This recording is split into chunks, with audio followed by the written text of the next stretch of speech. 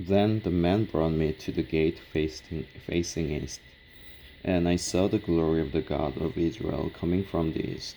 His voice was like the roar of the rushing waters, and the land was radiant with his glory. The vision I saw was like the vision I had seen when he came to destroy the city, and like the visions I had seen by the Kebar River, and I fell face down. The glory of the Lord came The glory of the Lord entered the temple through the gate facing east. Then the Spirit lifted me up and brought me into the inner court, and the glory of the Lord filled the temple. While the man was standing beside me, I heard someone speaking to me from inside the temple. He said, "Son of man, this is the place of my throne, and the place of the soles of my feet. This is where I will live among the Israelites forever. The house of Israel will never again defile my holy name, neither they nor their kings, by their prostitution and the lifeless idols of the idols of their kings at their high places. When they placed their threshold next to my threshold and their doorposts beside my doorposts, with only a wall between me and them, they defiled my holy name by their detestable practices. So I destroyed them in my anger. Now let them put away from me their prostitution and the lifeless idols of their kings, and I will live among them forever. Son of man, describe the temple to the people of Israel, that they may be ashamed of their sins. Let them consider the plan, and if they are ashamed of all they have done, make known to them the design of the temple, its arrangement, its exits and entrances, its whole design and all its regulations and laws.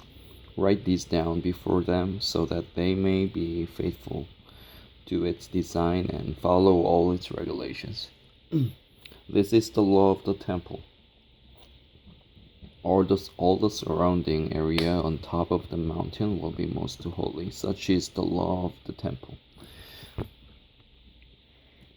These are the measurements of the altar in long cubits. That cubit being a cubit and a hand breadth, its gutter is a cubit deep and a cubit wide, with a rim of one span around the edge.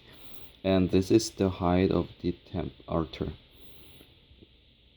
From the gutter on the ground up to the lower ledge, it is 2 cubits high and a cubit wide. And from the smaller ledge up to the larger ledge, it is 4 cubits high and a cubit wide. A cubit wide. The altar hearth is 4 cubits high, and 4 horns project upward from the hearth. The altar hearth is square, 12 cubits long and 12 cubits wide. The upper ledge also is square, 14 cubits long and 14 cubits wide, with a rim of half a cubit and a gutter of a cubit all around. The steps of the altar face east. Then he said to me, Son of man, this is what the sovereign Lord says. These will be the regulations for sacrificing burnt offerings and sprinkling blood upon the altar when it is built. You're to give a young bull as a sin offering to the priests, who are Levites, of the family of Zadok, who come near to minister before me, declares the sovereign Lord. You're to take some of its blood and put it on the 4 horns of the altar and on the 4 corners of the upper ledge and all around the rim, and so purify the altar and make atonement for it. You're to take the bull for the sin offering and burn it in the designated part of the temple area outside the sanctuary. On the second day, you're to offer a male goat without defect for a sin offering, and the altar is to be purified as it was purified with the bull. When you have finished purifying it, you are to offer a young bull and a ram from the flock, both without defect. You are to offer them before the Lord, and the priests are to sprinkle salt on them and sacrifice them as a burnt offering to the Lord. For 7 days you are to provide a male goat daily for a sin offering. You are also to provide a young bull and a ram from the flock, both without defect. For 7 days they are to make atonement for the altar and cleanse it, thus they will dedicate it. At the end of these days, from the 8th day on, the priests are to present your burnt offerings and fellowship offerings on the altar. Then I will accept you, declares the sovereign Lord. Then the man brought me back to the outer gate of the sanctuary, the one facing east, and it was shut.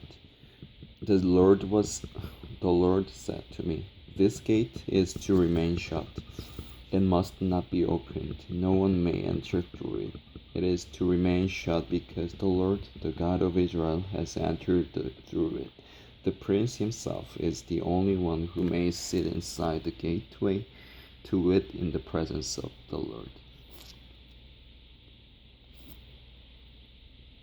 He is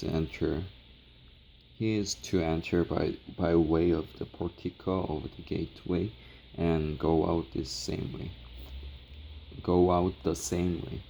Then the man brought me by way of the north gate to the front of the temple. I looked and saw the glory of the Lord filling the temple of the Lord, and I fell face down. The Lord said to me, "Son of man, look carefully, listen closely, and give attention to everything I tell you concerning all the regulations regarding the temple of the Lord. Give attention to the entrance of the temple and all the exits of the sanctuary. Say to the rebellious house of Israel, this is what the sovereign Lord says. Enough of your detestable practices, O house of Israel. In addition to all your other detestable practices, you brought foreigners, uncircumcised in heart and flesh, into my sanctuary, desecrating my temple while you offered my food, fat and blood, and you broke my covenant. Instead of carrying out your duty in regard to my holy things, you put others in charge of my sanctuary. This is what the sovereign Lord says. No foreigner or uncircumcised in heart and flesh is to enter my sanctuary, not even the foreigners who live among the Israelites. The Levites who went far from me when Israel went astray and who wandered from me after their idols must bear the consequences of their sin. They may serve in my sanctuary, having charge of the gates of the temple and serving in it. They may slaughter the burnt offerings and sacrifices for the people and stand before the people and serve them. But because they served them in the presence of their idols and made the house of Israel fall into sin, therefore I have sworn with uplifted hand that they must bear the consequences of their sin, declares the sovereign Lord. They are not to come near to serve me as priests, or come near any of my holy things, or my most holy offerings. They must bear the shame of their detestable practices. Yet I will put them in charge of the duties of the temple and all the work that is to be done in it. But the priests, who are Levites and descendants of Zadok, and who faithfully carried out the duties of my sanctuary when the Israelites went astray from me, are to come near to minister before me. They are to stand before me to offer sacrifices of fat and blood. declares the sovereign Lord. They alone are to enter my sanctuary. They alone are to come near my table to minister before me and perform my service. When they enter the gates of the inner court, they are to wear linen clothes. They must not wear any woolen garment while ministering at the gates of the inner court or inside the temple. They are to wear linen turbans on their heads and linen undergarments around their waists. They must not wear anything that makes them perspire.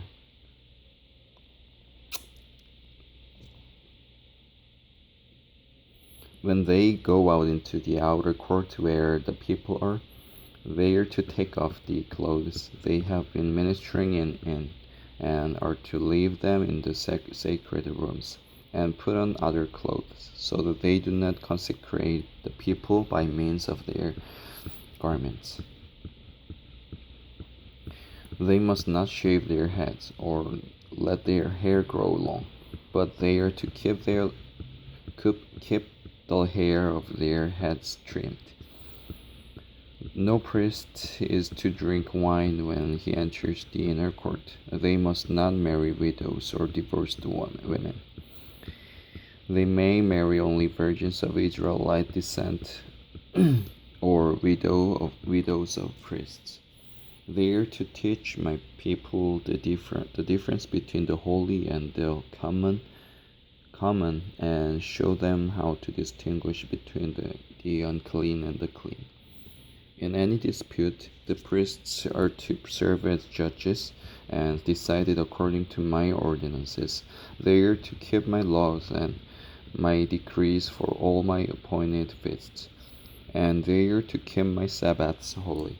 A priest must not defile himself by going near a dead person. However, if the dead person was his father or mother, son or daughter, brother or unmarried sister, then he may defile himself.